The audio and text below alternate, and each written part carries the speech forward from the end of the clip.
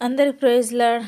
ప్రియమైన దేవుని బిడ్డలారా, ఈ దినం వాగ్దానం మనం చూసినట్లయితే రూతు 2వ అధ్యాయము 12వ వచనము. యెహోవా నీవు చేసిన దానికి ప్రతిఫలం ఇచ్చును. ఇశ్రాయేళ్ల దేవుడైన యెహోవా రెక్కల కింద సురక్షితంగా నుండునట్లు నీవు వచ్చితివి. ఎంత మంచి వాగ్దానం ఈ దినాన ప్రభు మనకు అందిస్తుంటున్నాడండి. ఇక్కడ ఏమంటున్నాడు అనంటే, ఇశ్రాయేల్ దేవుడైన యెహోవా రెక్కల కింద నీవు సురక్షితంగా నుండినట్లు నువ్వు వచ్చితివి.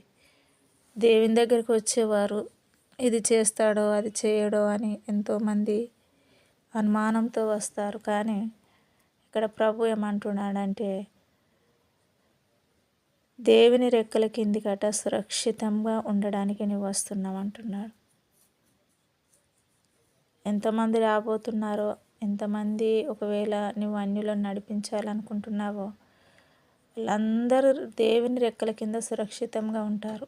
నీ జీవితంలో కూడా ప్రభు ఇంకా కార్యము చేయట్లేదని ఎదురు చూస్తున్నావా? నువ్వు దేవుని రెక్కల కిందనే ఉన్నావా అన్న విషయం మర్చిపోవద్దు.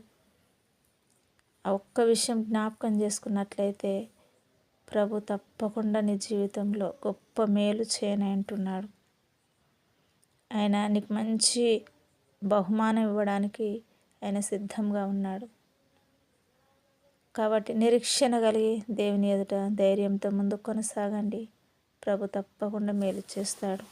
గాడ్ బ్లెస్ యు అండి. ప్రార్థన చేసుకుందాం. పరిశుద్ధుడా, ప్రేమ కలిగిన తండ్రి, నీకు వందనాలు, స్తోత్రాలు చెల్లిసు ప్రభా. ఈ వాగ్దానం విన్న ప్రతి బిడ్డల మీరు దీవించండి. ఎంతమంది వినబోతున్నారో తండ్రి, అటు బిడ్డలందరి పట్ల నీ దయ నుంచి నీ కృప చూపు మేము తెచ్చుకోమని యేసు నామములో వేడుకుంటున్నాను తండ్రి. ఆమేన్.